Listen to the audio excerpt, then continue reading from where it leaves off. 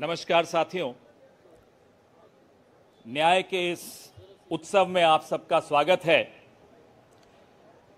हम सबकी नेता और हमारी नैतिकता की स्रोत श्रीमती सोनिया गांधी, हमारे राष्ट्रीय अध्यक्ष और हमारी प्रेरणा का स्रोत श्री मल्लिकार्जुन खड़गे जी, हमारे पूर्व राष्ट्रीय अध्यक्ष और हमारी ऊर्जा के स्रोत श्री राहुल गांधी जी, इस न्याय पत्र को मूर्त रूप देने वाले श्री पी चिदम्बरम जी, हमारे संगठन महासचिव श्री के.सी. वेणुगोपाल जी, आप सबका स्वागत है।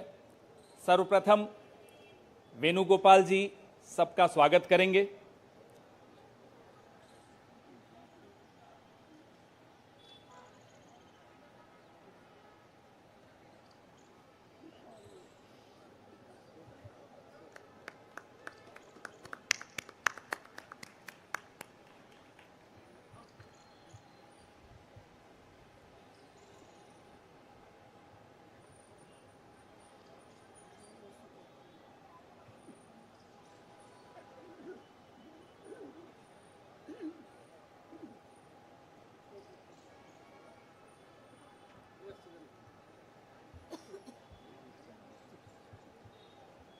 धन्यवाद वेणुगोपाल जी।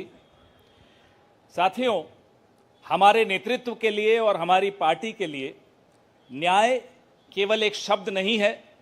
न्याय संघर्ष है, न्याय तपस्या है और न्याय हक है। सबसे पहले इस कार्यक्रम को आगे बढ़ाते हुए हम न्याय पत्र का विमोचन करेंगे, उसको जारी करेंगे। मैं माननीय कांग्रेस अध्यक्ष श्री मल्लिकार्जुन खड़गे साहब से आग्रह करूंगा कि वो न्याय पत्र को जारी करें।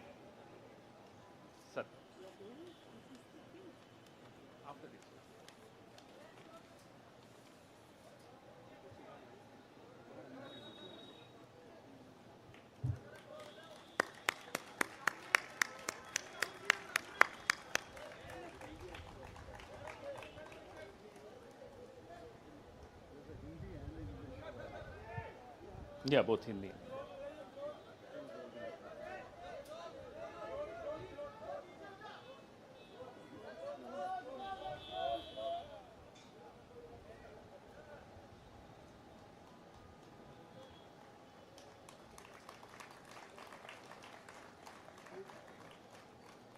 धन्यवाद। अब मैं मैनिफेस्टो कमेटी के अध्यक्ष श्री पी चिदम्बरम साहब से आग्रह करूंगा कि वो इस न्याय पत्र के विषय में कुछ इस पर प्रकाश डालें, आपसे चर्चा करें।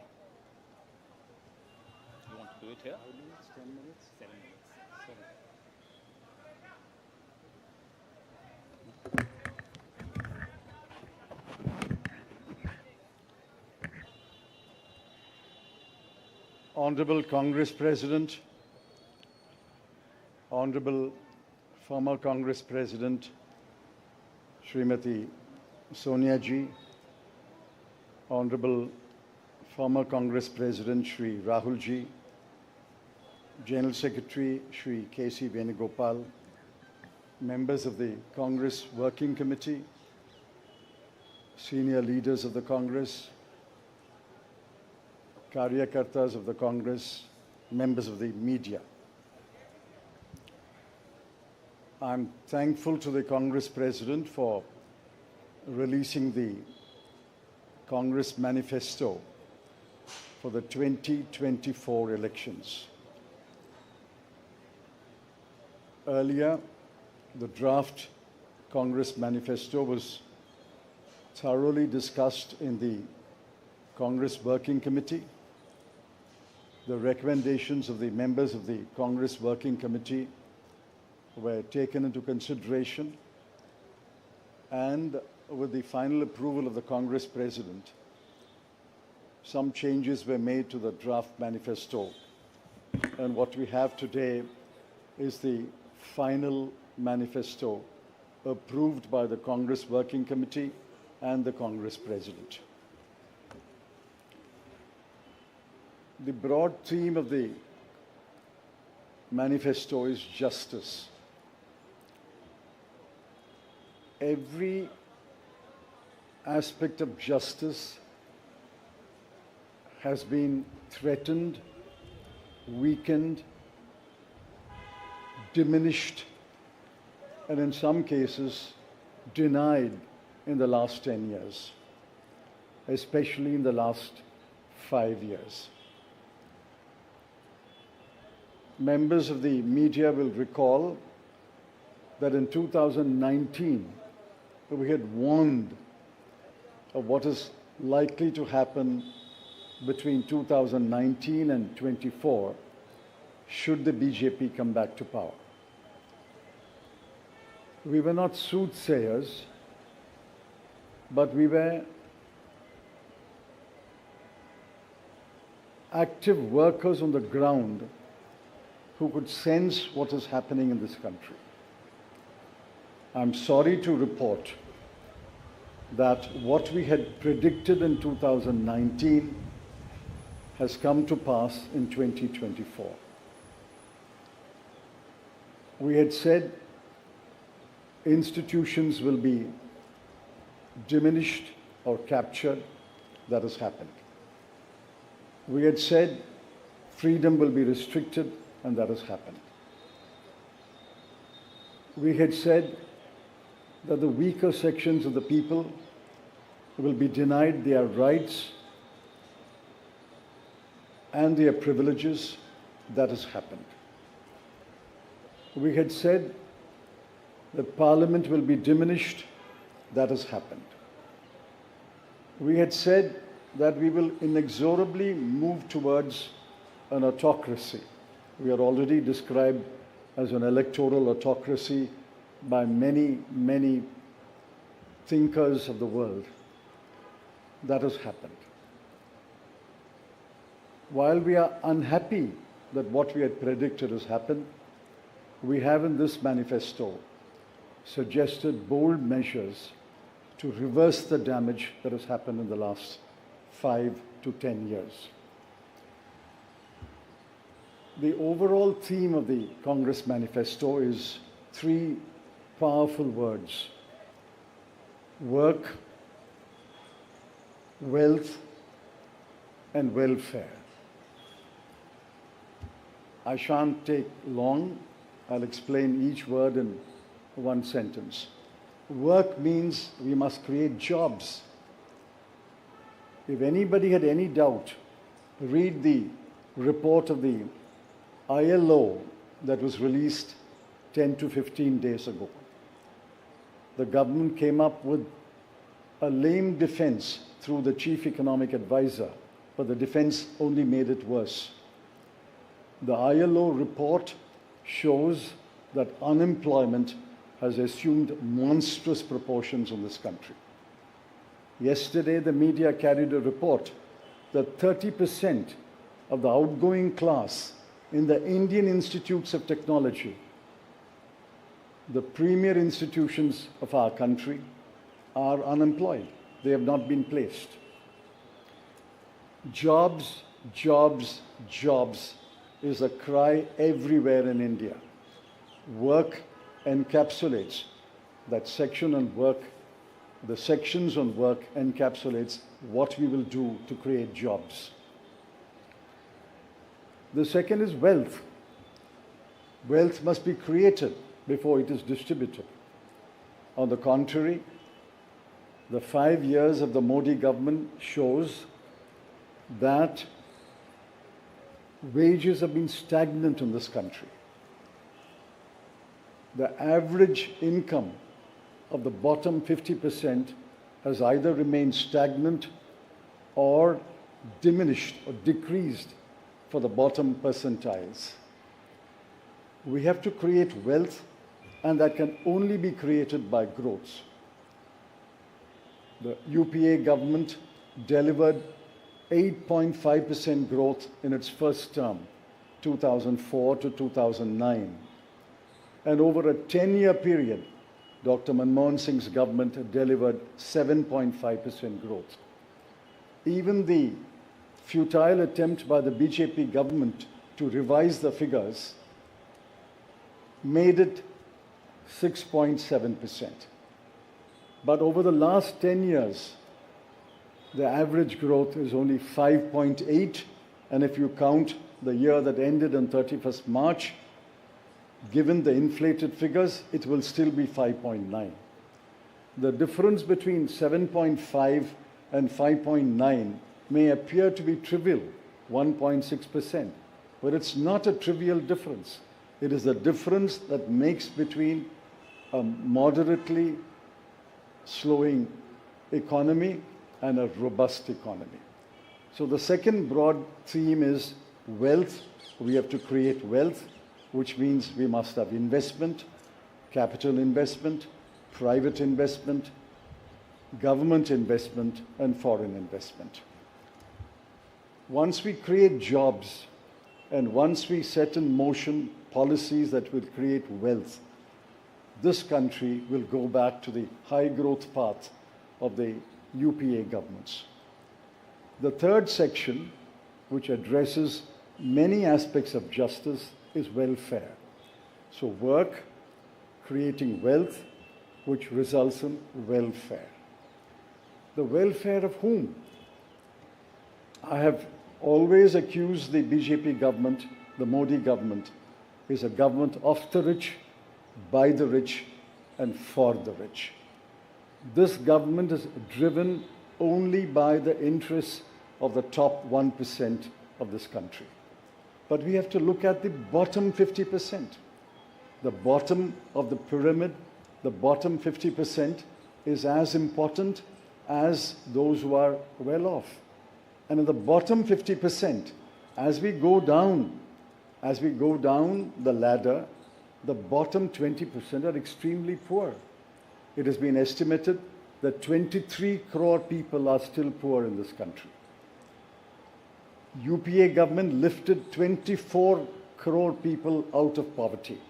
And we promise that if the Congress or a Congress-led government comes to power in 2024, we will lift 23 crore people out of poverty in the next 10 years. That's possible, it's doable, and I conclude by saying the Congress has done it before and we can do it again. I appeal to all of you to spread the message of this manifesto to the nook and corner of this country and ask the people to vote for the hand symbol and to vote for all our allied parties throughout this country. Thank you.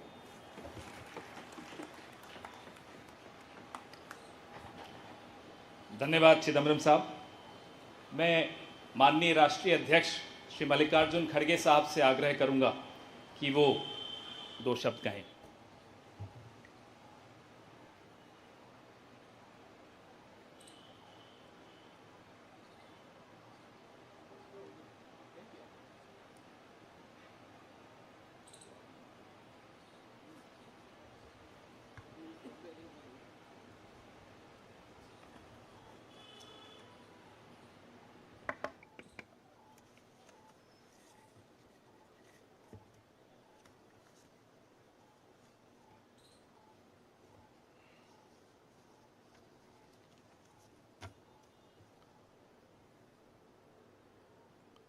आज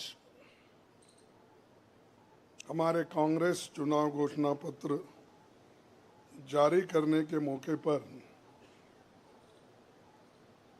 Congress party के भूतपूर्व अध्यक्ष और हमारे चाहते नेता श्रीमती सोनिया गांधी जी और भूतपूर्व अध्यक्ष श्री राहुल गांधी जी और यहाँ पर पधारे हुए हमारे कांग्रेस पार्टी के सभी नेतागण और खासकर इस जो घोषणा पत्र को तैयार किए श्री पीसी चिदम्बरम जी, केसी वेणुगोपाल जी और सारे वर्किंग कमेटी के मेंबर्स, मीडिया के मेरे दोस्तों,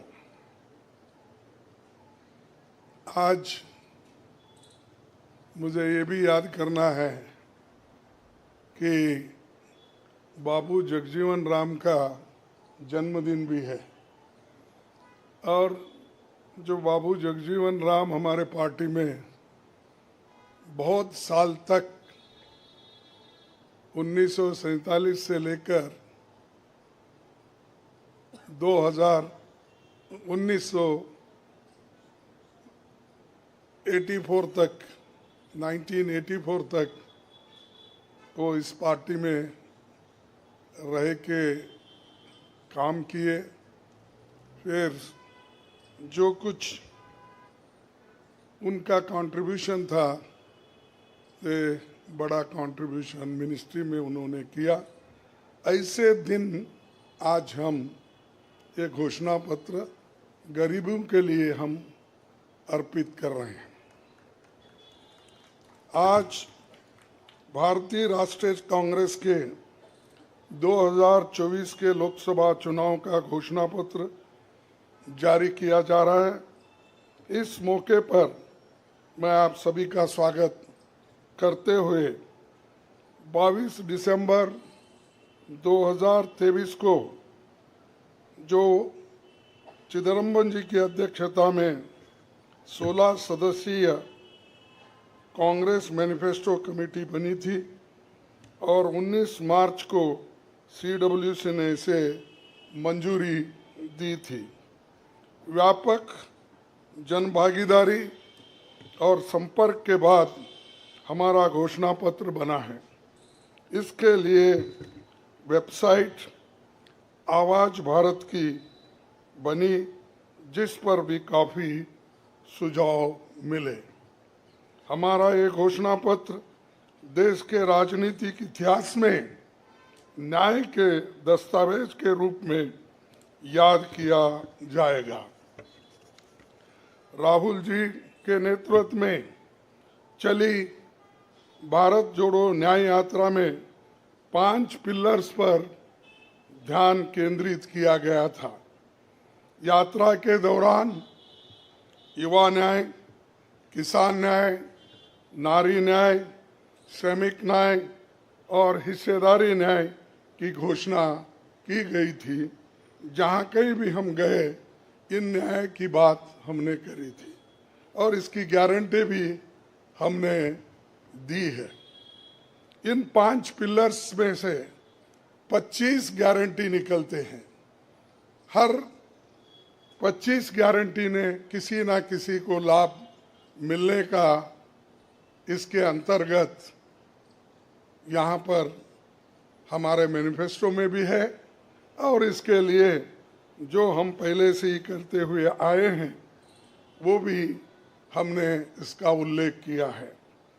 मैं कुछ बातें आपके सामने रखना चाहता हूँ। खासकर युवा न्याय के तहत हर शिक्षित युवा की पहली नौकरी अप्रेंटिसशिप के साथ पक्की हो जाए, ऐसी एक गारंटी हम दे रहे हैं।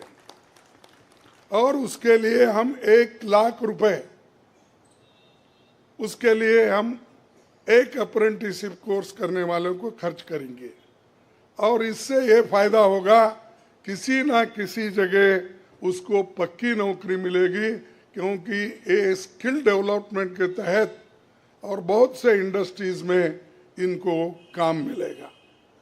नारी न्याय के तहत गरीब परिवार की महिला को सालाना 1 लाख की मदद देंगे।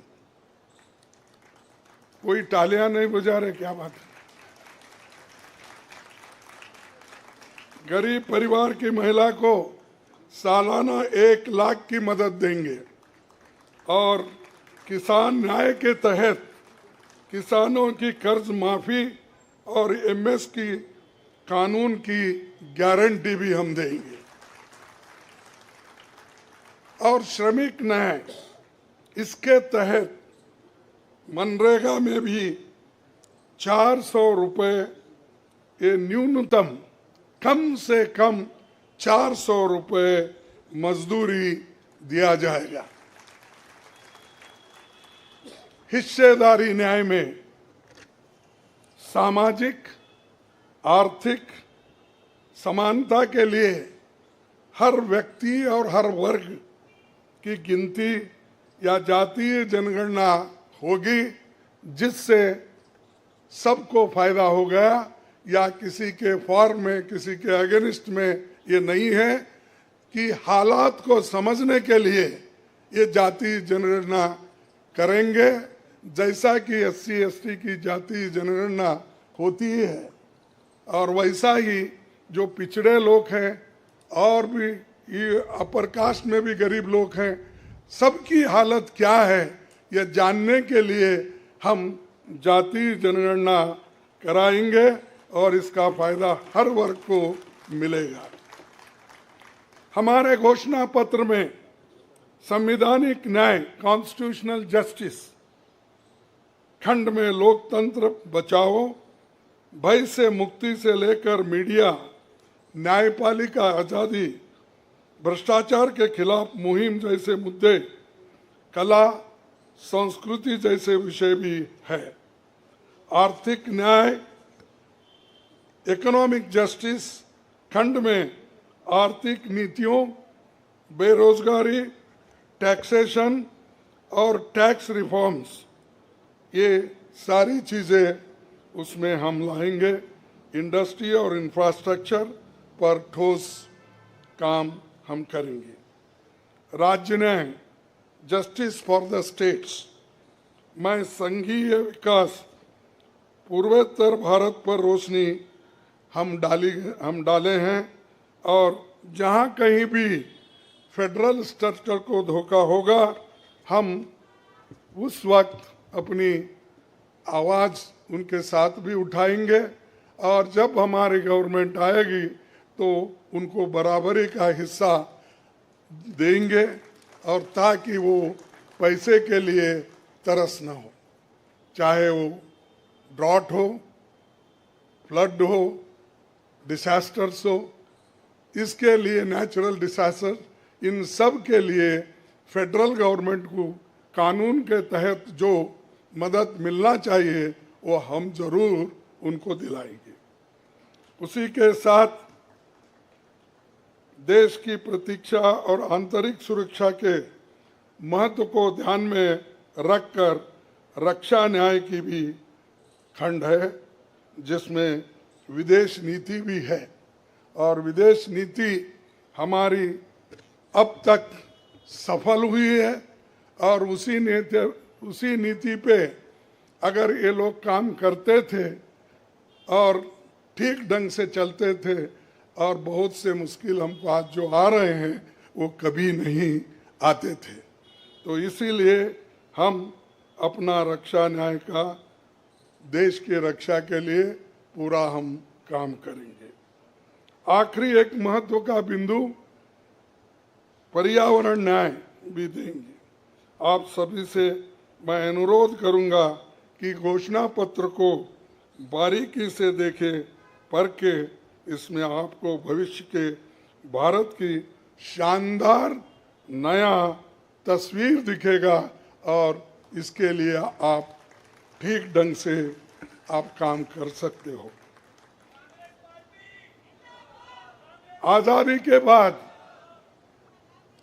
1951-52 में चुनावों से राजनीतिक दल घोषणा पत्र जारी करते समय बहुत से दावे करते हैं लोग, पर कांग्रेस हमेशा जमीनी हकीकत पर चलती है।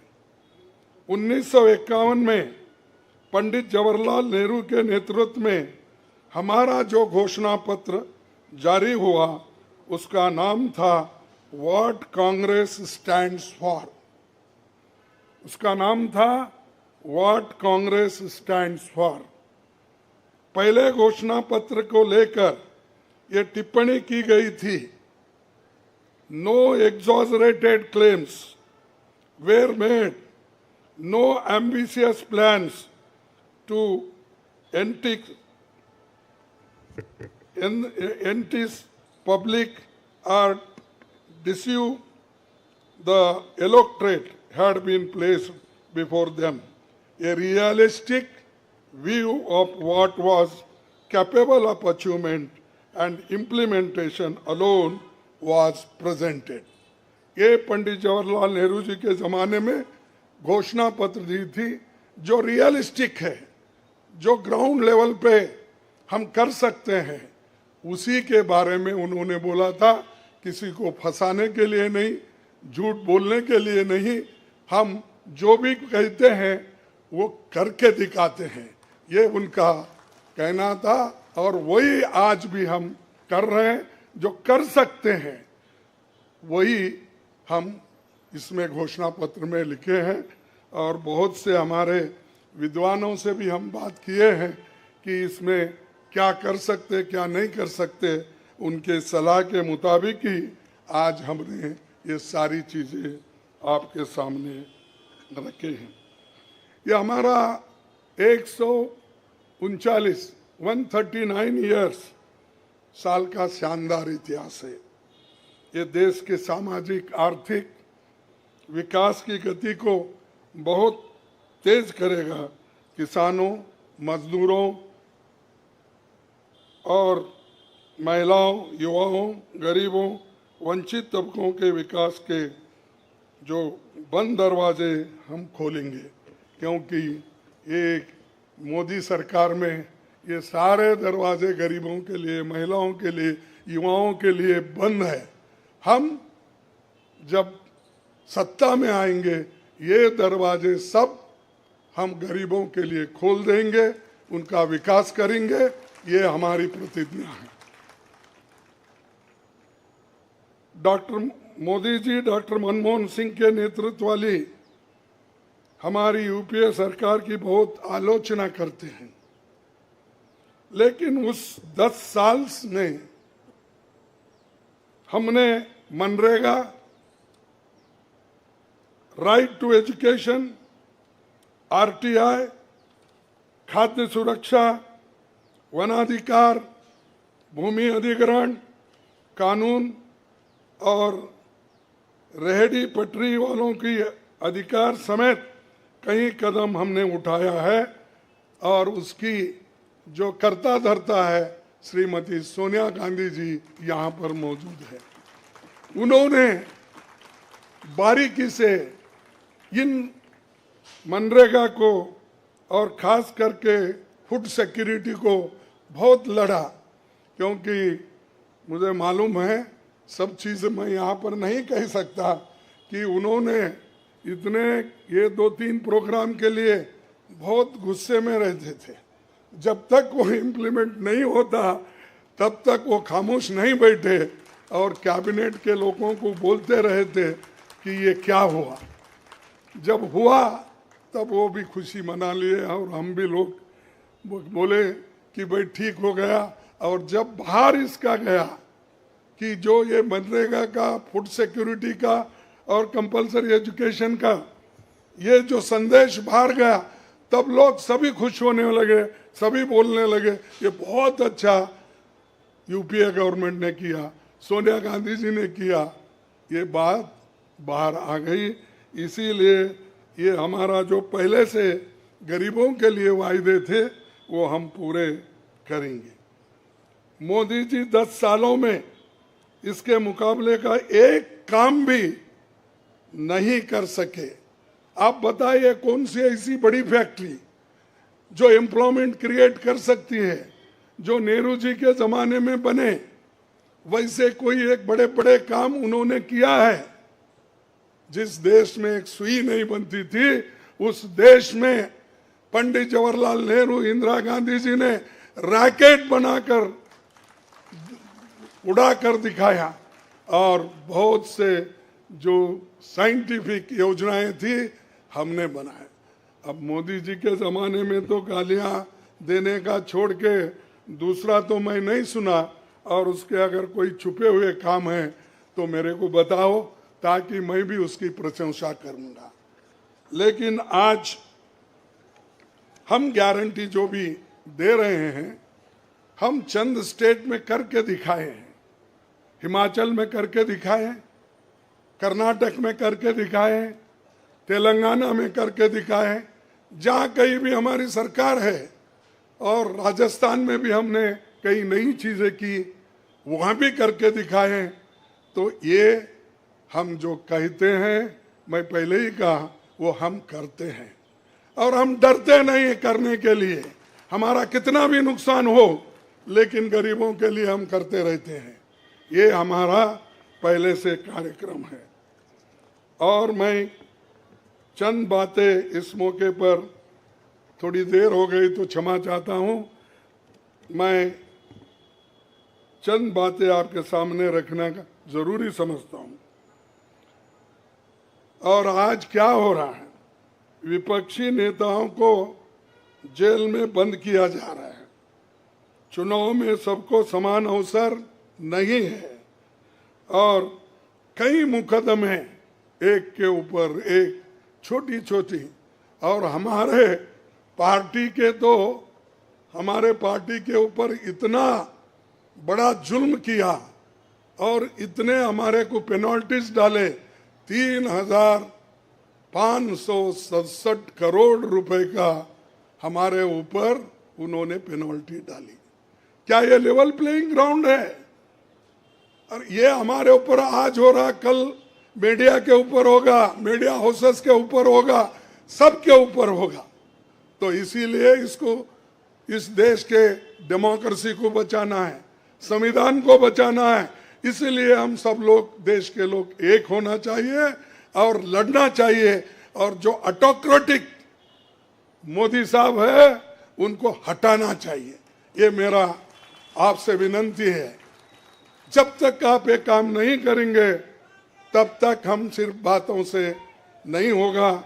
आप लोग घर घर जाके, और हमारी गारंटी कार्ड जो है, इन गारंटी कार्डों को घर घर तक पहुंचाने का काम हमारे कार्यकर्ता करें। जब तक आप घर घर नहीं जाएंगे, वोटर से नहीं मिलेंगे, कुछ भी होने वाला नहीं है। सिर्फ स्लोगन से या मेरे भाषण से कुछ बदलाव होने वाला नहीं।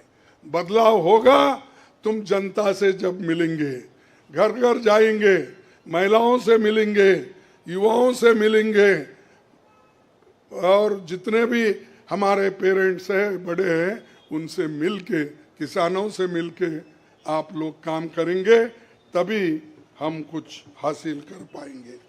तो इसीलिए मैं आपसे विनती करूंगा, ये काम हमारा आप करेंगे और इस ऑटोक्रेटिक सरकार को हटाने के लिए आप काम करते रहेंगे।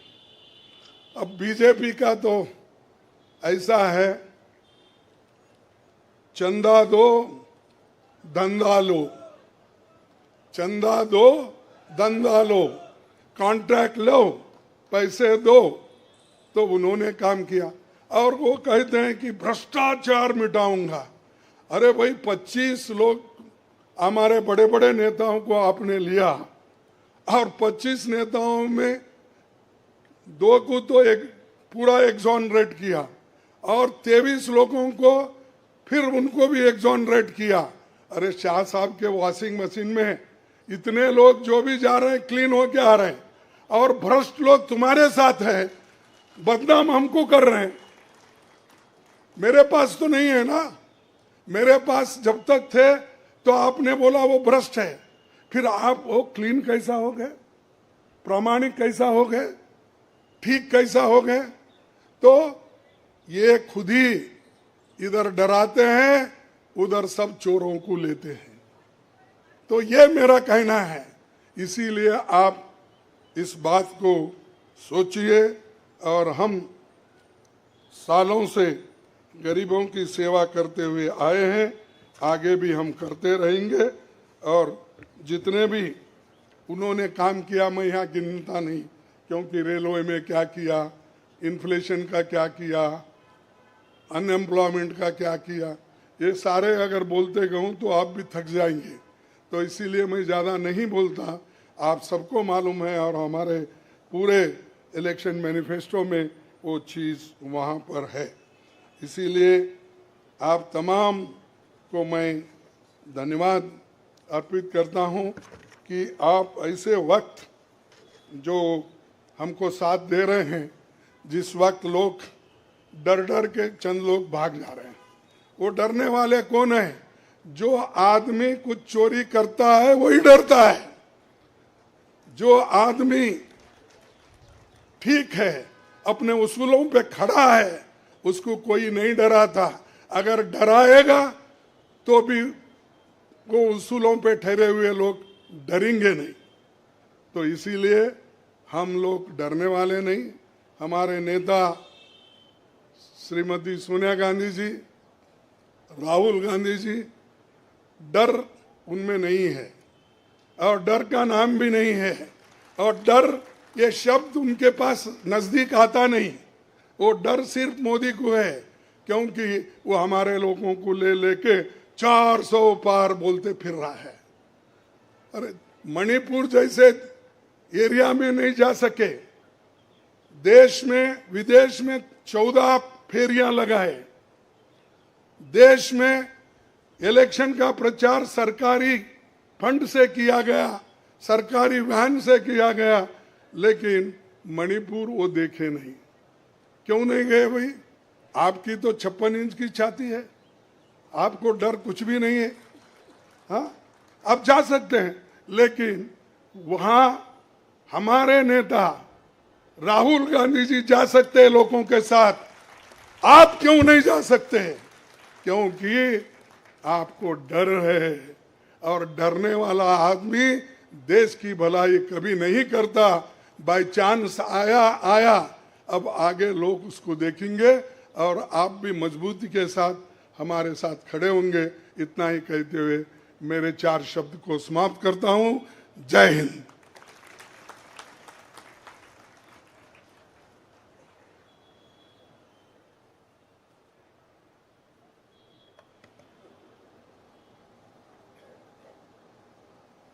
धन्यवाद खड़गे साहब। मीडिया के मित्रों, आपके मोबाइल पर सॉफ्ट कॉपी हिंदी और अंग्रेजी की हमारे न्याय पत्र की पहुंच चुकी है। कार्यक्रम के पश्चात उसकी फिजिकल कॉपी भी आपको दे दी जाएगी। कार्यक्रम को आगे बढ़ाते हुए अब 10 मिनट आपके सवाल जवाब होंगे और इसमें अनुशासन रखिएगा। सबसे पहले एजेंसीज को मौका दिया जाएगा, तो एएनआई सबसे पहले अपना सवाल पूछे।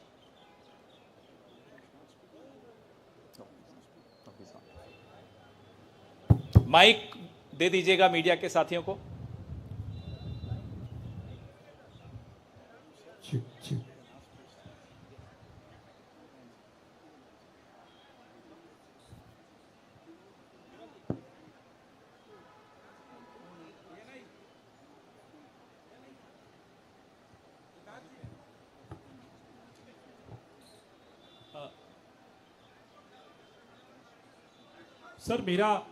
सर मैं सिद्धार्थ हूँ एएनआई से। सर मेरा सवाल यह है कि आप लोगों ने एक प्रॉमिस किया है अपने मैनिफेस्टो में कि जो लोग पार्टियां छोड़कर जाते हैं, चुने हुए लोग, उनके लिए आप अमेंडमेंट करेंगे, 10th शेड्यूल में डालेंगे कि ताकि उनकी मेंबरशिप अपने आप बर्खास्त हो जाए। क्या इस तरीके की परिस्थितियां जो आज बन रही है, खासकर आपकी पार्टी इसको देख रही है, इसको ध्यान में रखते हुए आप लोगों ने मैनिफेस्टो में इसको डाला है?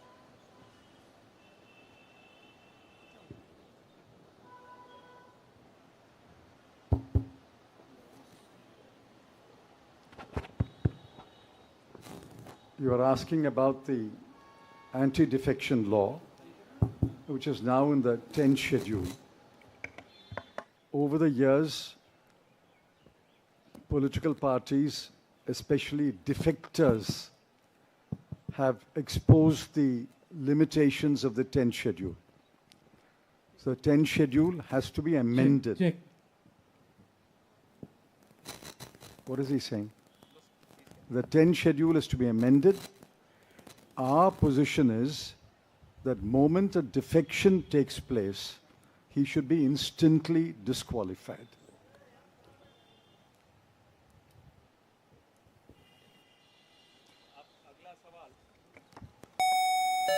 अगला सवाल PTI.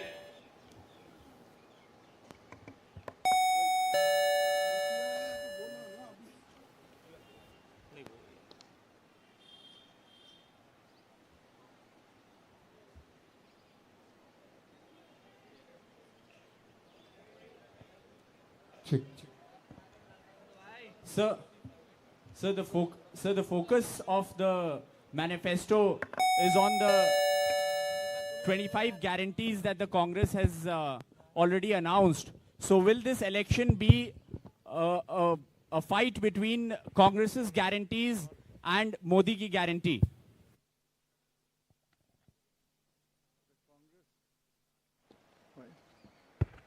The Congress guarantees are concrete guarantees.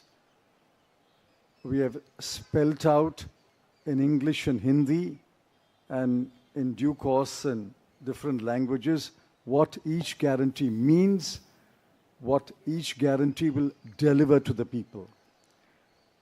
Mr. Modi's guarantees are only in order to ensure that he is guaranteed a third-term job. Where is the guarantee? What happened to the guarantee of 2 crore jobs? What happened to the guarantee of 15 lakhs in the account of every Indian? What happened to the guarantee of doubling farmers' income? What happened to the guarantee of raising India's GDP to 5 trillion? I can offhand narrate at least 50 such promises of Mr. Modi. Mr. Modi's promises are empty promises. Our 25 guarantees are concrete guarantees.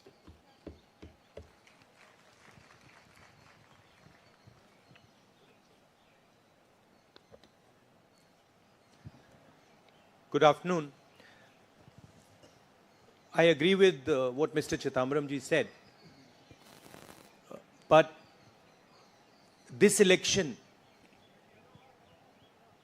is about those who are trying to destroy the Constitution and destroy democracy in this country versus those who are trying to protect the Constitution and protect democracy in this country.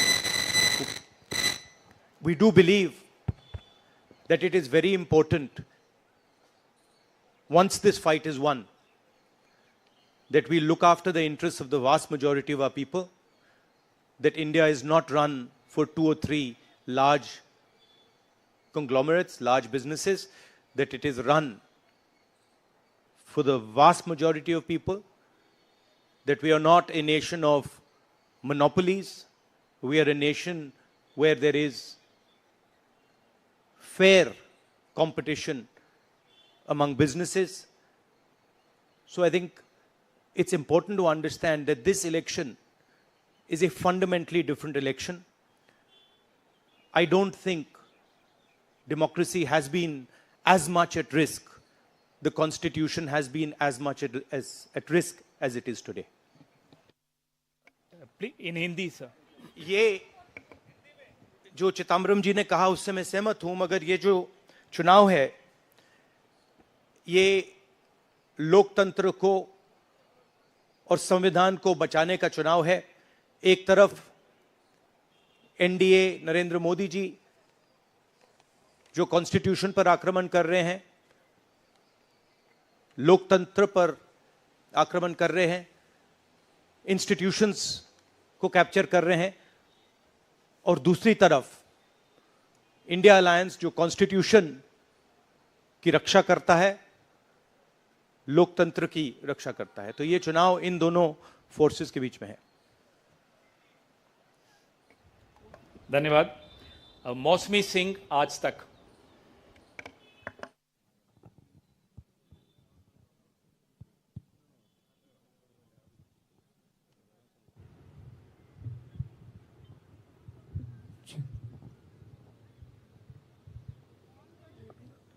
Rahul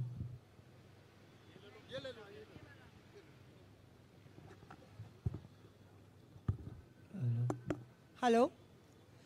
मेरा सवाल madam Sonia Gandhi से है. Ma'am, अगर आपसे सवाल, राहुल जी, आपने OPS को लेके लगातार जो है झंडा बुलंद किया है. तमाम सरकारें आपकी, उन्होंने ओपीएस का वादा किया था. चिदम्बरम साहब, you had promised OPS and in Himachal and Rajasthan you implemented OPS, but in the manifesto the OPS scheme is missing. So is there a reflects, is there a introspection that it's not viable economically? Is it that? It's not missing as such. It's very much on our minds. But please remember the developments that have taken place in the last 4 months. The government has appointed a committee headed by the Finance Secretary to review the NPS and the demand for OPS and to find a way in which the objectives of OPS can be financed by a funded pension scheme. Which means the government has come around to the point of view that while the OPS delivered benefits to the pensioners, the NPS made it sustainable. Now a committee has been appointed under the Finance Secretary, and unless we receive the report of that committee and review it, it would be premature to take a stand on the OPS-NPS controversy. It's very much on our minds, and we will come out with our position once the committee's report is received. Arun Kumar Singh. मेरा सवाल राहुल जी आपसे है। Rahul ji, hello. Rahul ji, सीधे सीधे इधर, front. सवाल आपसे यह है कि 2014 में जैसे ही मोदी सरकार आई थी, आपने एक बयान दिया था और आपने ये कहा था कि देखते जाइए धीरे धीरे कॉन्स्टिट्यूशनल इंस्टीट्यूशंस जितने भी हैं देश पे, उस पे आरएसएस और बीजेपी का कब्जा हो जाएगा। अब आप ये कह रहे हैं कि हो चुका है और आप कह रहे हैं कि हम कानून भी लाएंगे। क्या आपको ऐसा नहीं लगता राहुल जी कि ये जब आप करेंगे तब बीजेपी आपके ऊपर ये आरोप लगाएगी कि चूंकि केसेस जो है या पूछताछ विपक्ष के नेताओं से ज्यादा हुई, इसलिए प्रतिक्रिया में लाया गया रिएक्शनरी लॉज अमेंडमेंट होंगे ये?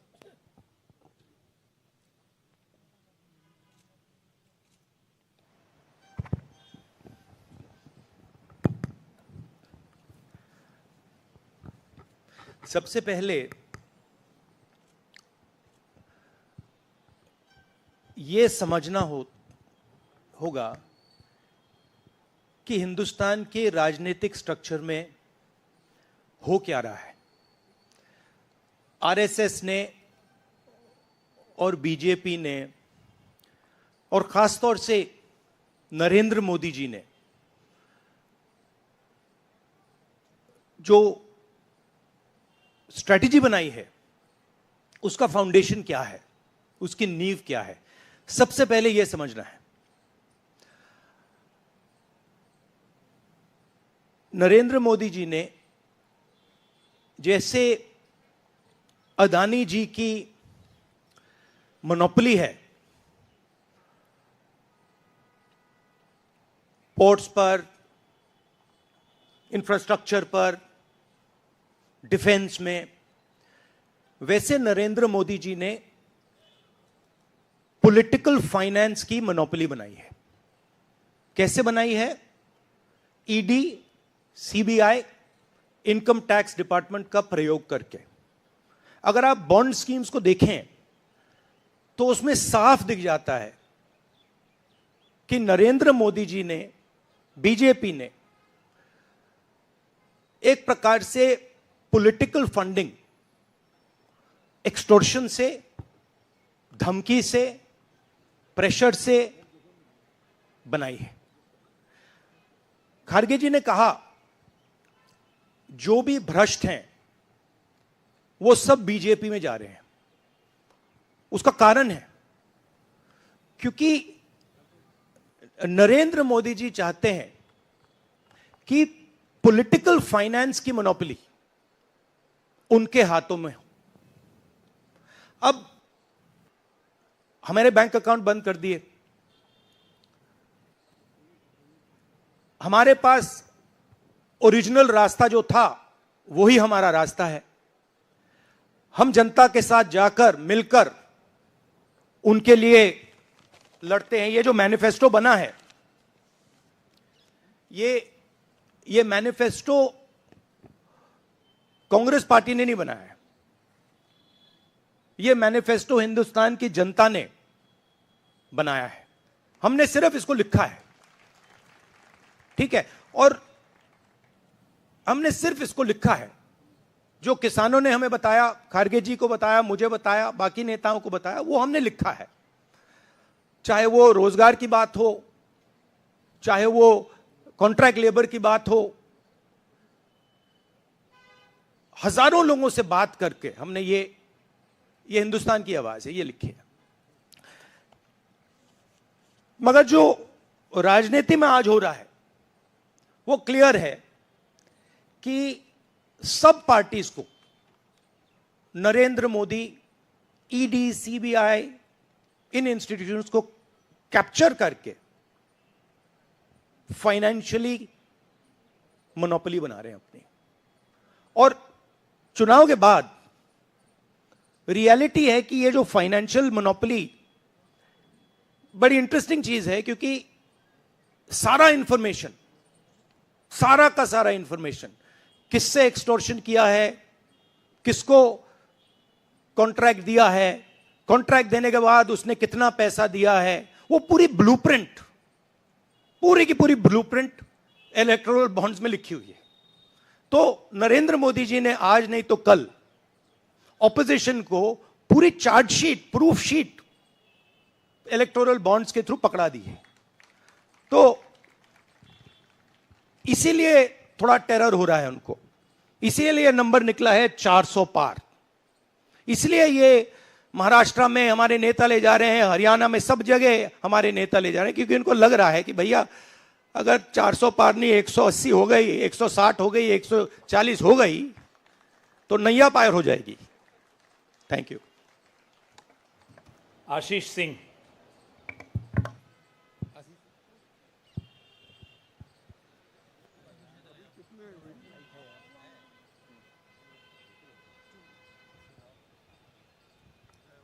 राहुल जी, लास्ट टाइम पिछले लोकसभा चुनाव में राहुल जी आपने मुझे याद है कहा था, you were convinced that time कि मोदी जी जा रहे हैं, मोदी जी का वक्त खत्म हो गया है।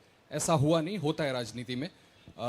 इस दफा नरेंद्र मोदी को आप कितनी बड़ी राजनीतिक चुनौती मानते हैं सर 2024 के चुनाव में? देखिए, 2019 में ये शुरू हुआ, आज ये एक तरह पीक पे पहुंच गया है।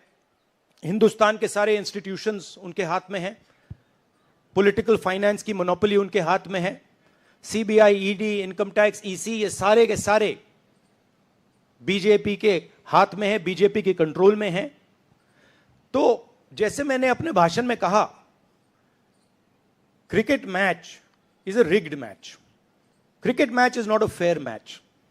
उसमें चाहे सोशल मीडिया की बात करें, आप हमारे नेताओं के, ऑपोजिशन नेताओं के सोशल मीडिया देख लीजिए, मेरा यूट्यूब देख लीजिए, मेरा फेस टाइम देख लीजिए, फेसबुक देख लीजिए, इंस्टाग्राम देख लीजिए, तो ये सारा का सारा स्ट्रक्चर कंट्रोल्ड है, रिग्ड है। इसलिए बहुत जरूरी है कि जनता इस बात को समझे कि ये नॉर्मल चुनाव नहीं है, ये लोकतंत्र को बचाने का, संविधान को बचाने का चुनाव है, और इसको लड़ना और जीतना बहुत जरूरी है। ये चुनाव 2-3%, 5% और बाकी हिंदुस्तान के बीच में चुनाव है, और जो बाकी हिंदुस्तान चाहता है वो इस मैनिफेस्टो में है, और जो 2% चाहता है, जो अदानी जी चाहते हैं, वो आप उनका मैनिफेस्टो देख लीजिए, आपको पता लग जाएगा, उसमें उनकी रिक्वेस्ट लिस्ट पूरी की पूरी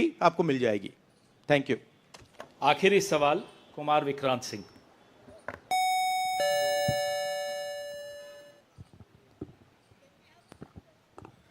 राहुल जी, 2009 में आपको भी याद होगा, उस वक्त मैनिफेस्टो में 2 तस्वीरें थी, मनमोहन सिंह जी की और सोनिया गांधी जी की।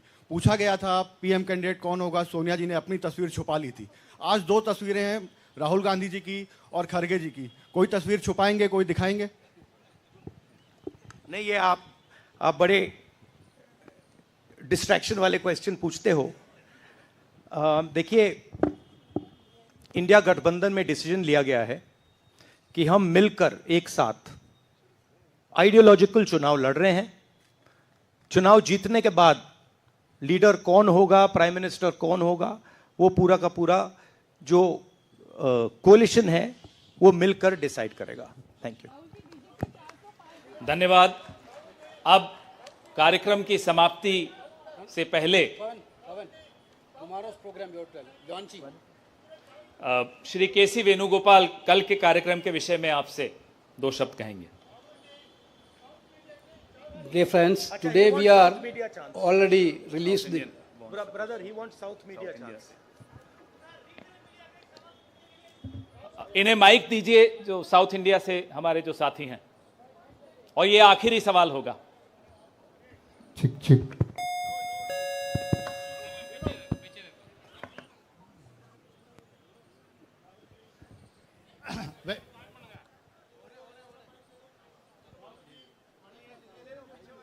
Vanakkam.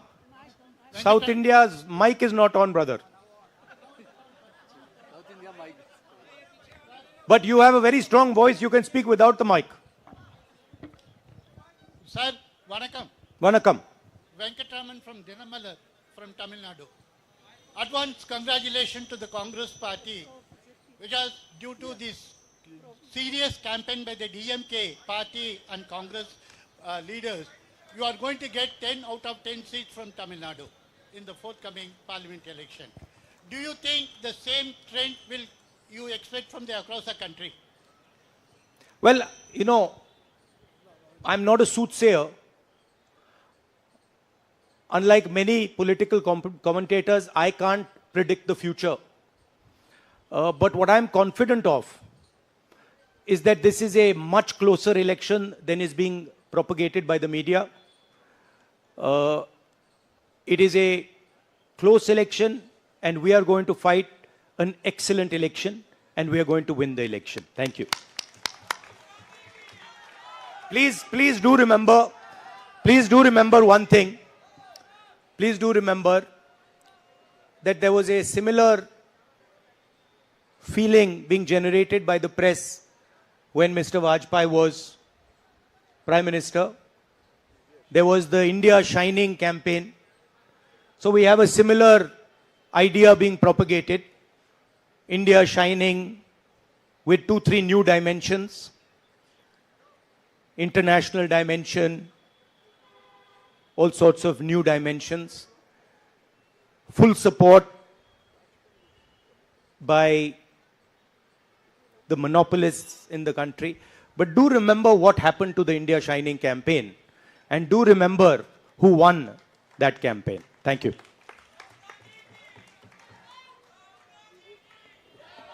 Dear friends, today already we released the Congress Manifesto of 2024. Tomorrow in 2 places we are launching the manifesto with huge rallies. One is in Jaipur. Tomorrow morning the manifesto launching will take place in Jaipur.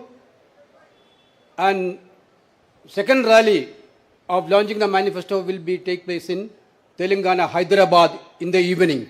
There were 2 programs tomorrow. One is in Rajasthan, one is in Telangana for launching the manifesto. I once again thanking all of you for participating in this event. Thank you Venugopal ji.